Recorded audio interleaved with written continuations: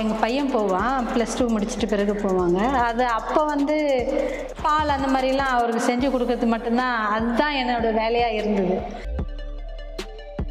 கல்யாணம் போது கொஞ்சம் உடம்பு அதிகமாக இருந்ததுன்னா அது வந்து சரி பண்ணணும், ஷேப் கரெக்டாக இருக்கணுன்ற மாதிரிலாம் நினச்சி வராங்க ஜிம்முக்கு. ஜிம்முக்கு வர்றதுக்குன்னு ஒரு ட்ரெஸ் கோடு வந்து தேவையில்லைன்னு நினைக்கிறேன். ஏன்னா உமன்ஸ் பொறுத்தவரையிலும் நான் வீட்டு வேலை செய்யும்போது அப்படியே வந்து எக்ஸசைஸ் செஞ்சுட்டு போயிடுவேன், ஜிம்மில் ஒர்க் அவுட் பண்ணிட்டு போயிடுவேன். அதே தான் எனக்கு பழக்கம் ஆகிடுச்சு.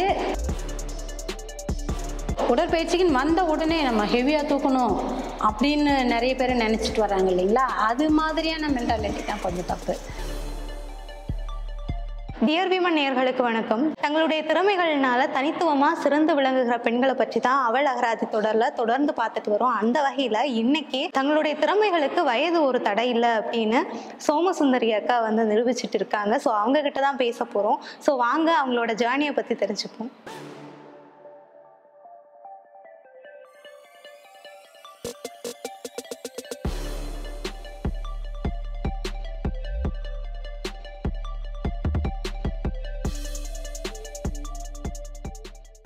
சின்ன வயசில் வந்து நம்மளோட உடம்பு வட்டமும் வேறு, உடம்பும் கொஞ்சம் ஆரோக்கியமாக இருக்கிற மாதிரி ஃபீல் பண்ணுவோம், அது வேறு. வயசு ஆகும்போது தான் வந்து நம்ம ஒர்க் அவுட்டே பண்ணணும், நம்ம உடம்பு ஆரோக்கியத்தை பார்க்கணுன்னா வயசு அதிகமாகும்போது உடம்பு ஆரோக்கியமாக வச்சுக்கணுன்ட்டு நினைக்கும் போதே நம்ம வந்து ஒர்க் அவுட்டில் தான் போகணும், எக்ஸசைஸ் தான் செய்யணும். எக்ஸசைஸ் செஞ்சோம்னா தான் நம்ம உடம்பு ஆரோக்கியமாக வச்சுருக்க முடியும். அதோட பாடி மெயின்டெனன்ஸ் பண்ணுறதுன்னு சொல்கிறீங்க இல்லையா, அதுவும் வந்து அதிலே சேர்ந்துடும். உட்காந்தா எழுந்துக்க முடியாது, அதே மாதிரி இந்தியன் டாய்லெட் தான் என்னால் யூஸ் பண்ண முடியாது, வெஸ்டர்ன் தான் யூஸ் பண்ண முடியும் அப்படின்னு இருக்கிறவங்க எல்லாமே நிறைய இந்த மாதிரி ஒர்க் அவுட்லாம் பண்ணும்போது எங்கே எப்படி போனாலும் சரி, அதை நம்ம எல்லாத்துக்கும் கலந்து அலசிச்சின்னு போக முடியும். என்னால் உடம்பு போடுறதுன்னா எவ்வளோ கஷ்டம்னுட்டு அவங்களுக்கு தான் தெரியும். நிறைய பேர் இப்போ ஒபிசிட்டியில் இருக்கிறாங்கன்னா அவங்களுக்கு எவ்வளோ கஷ்டங்க இருக்குன்னுட்டு அவங்கள கேட்டால் தான் தெரியும். கல்யாணம் போது கொஞ்சம் உடம்பு அதிகமாக இருந்ததுன்னா அது வந்து சரி பண்ணணும், ஷேப் கரெக்டாக இருக்கணுன்ற மாதிரிலாம் நினச்சி வராங்க ஜிம்முக்கு. அது வந்து நம்ம அந்த டைம் மட்டும் சரி பண்ணிவிட்டு அப்புறமா கல்யாணம் ஆன பிறகு குண்டானால் அது நல்லா இருக்காது இல்லைங்களா. ஆனால் வந்து எப்போவுமே வந்து உடம்பை வந்து ஒரு மெயின்டெனன்ஸ், பாடி ஷேப் எல்லாமே வந்து கரெக்டாக வச்சுருக்கணும் அப்படின்ட்டு நம்ம நினைக்கணும். நான் அப்படி தான் நினச்சேன். எங்கள் அம்மா கொஞ்சம் குண்டாக இருப்பாங்க, அதனால் நான் குண்டாயிட்டேன் அப்படின்னு நான் நினச்சிட்டு இருந்தேன். அதுக்கப்புறமா வந்து எக்ஸசைஸ் செஞ்ச பிறகு தான் கொஞ்சம் உடம்பும் கரெக்டாக ஆக ஆரம்பிச்சு. அதனால் எனக்கு உடற்பயிற்சி மேலே ரொம்ப ஈடுபாடு அதிகம். நான் இந்த லைனில் வருவேன்னே நான் நினைக்கவே இல்லை. ஏன்னா எனக்கு அதுக்கு காரணமே என் பையன் ஜிம் வச்சதுக்கு ஒரு முக்கிய காரணம். அதோட வந்து எனக்கு நீ பெயின் வந்ததும் அது 2வது காரணம். அதனால தான் நான் வந்து இந்த ஜிம் பக்கமே வந்தேன். நான் அதுக்கு முன்னாடி ஜிம்னாவே எனக்கு வந்து கொஞ்சம் பையன் போவான், +2 முடிச்சுட்டு பிறகு போவாங்க. அது அப்போ வந்து பால் அந்த மாதிரிலாம் அவருக்கு செஞ்சு கொடுக்கறது மட்டும்தான், அதுதான் என்னோடய வேலையாக இருந்தது.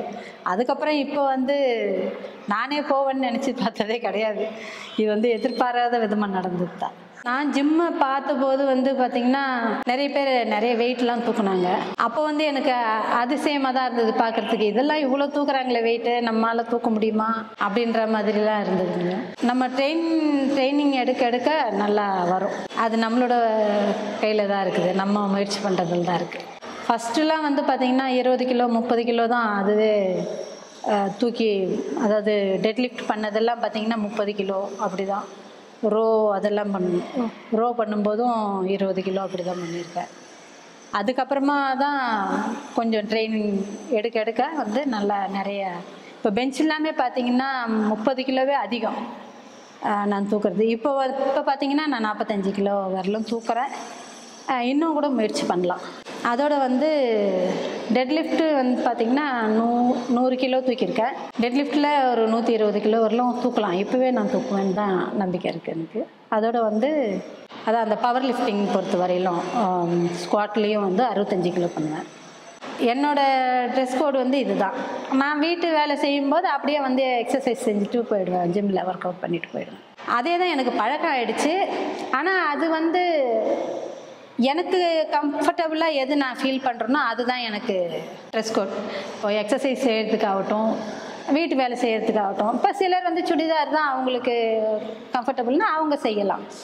இப்போது ஜிம்முக்கு வர்றதுக்குன்னு ஒரு ட்ரெஸ் கோடு வந்து தேவையில்லைன்னு நினைக்கிறேன். ஏன்னா உமன்ஸ் பொறுத்தவரையிலும் நிறைய விதமான ட்ரெஸ் போடுறாங்க. இப்போ பசங்கன்னா பேண்ட் ஷர்ட்டு தான் போடுறாங்க, அதனால் அவங்களுக்கு எந்த பிரச்சனையும் கிடையாது. இப்போ நம்ம வந்து நிறைய குர்த்தா மாதிரியாகவும் போடுவோம், எந்த மாதிரி ஒன்றாலும் போடலாம். ஆனால் அவங்களுக்கு எது கம்ஃபர்டபுளோ அதை வந்து யூஸ் பண்ணி உடற்பயிற்சி செய்யலாம். ஸ்ட்ராங்மேன் காம்படிஷன் வந்து பெங்களூரில் நடந்தது.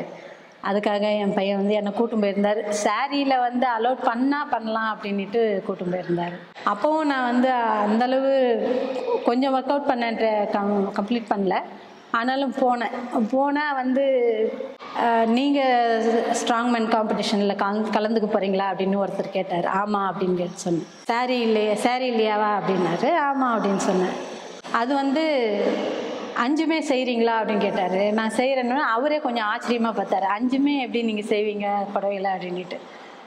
உடனே வந்து சாரியில் தான் பண்ண போகிறேன்னா சரி நீங்கள் கண்டிப்பாக கலந்துக்கணுன்னுட்டு உடனே கலந்துக்க வச்சார். நான் அதில் போட்டி ஃபஸ்ட் வந்து புடவைன்றது வந்து செய்யக்கூடாத உடற்பயிற்சி செய்யக்கூடாத ஒரு ட்ரெஸ்ஸுன்னு கிடையாது. அது என்ன ஒன்றுன்னா ஒரு நைட்டி போட்டுன்னு தான் செய்ய முடியாது. காரணம் அது ஃபுல்லாக இருக்கும்போது கொஞ்சம் காலெல்லாம் நம்ம அகல விரிக்கலாம் முடியாது. சாரின்னும் போது கம்ஃபர்டபுள் தான். எல்லாரும் வந்து செய்யணும். அதாவது 40 வயசுக்கு மேலே நிறைய பேர் வந்து உடற்பயிற்சி செய்யணும்னு ஆரம்பிக்கணும்.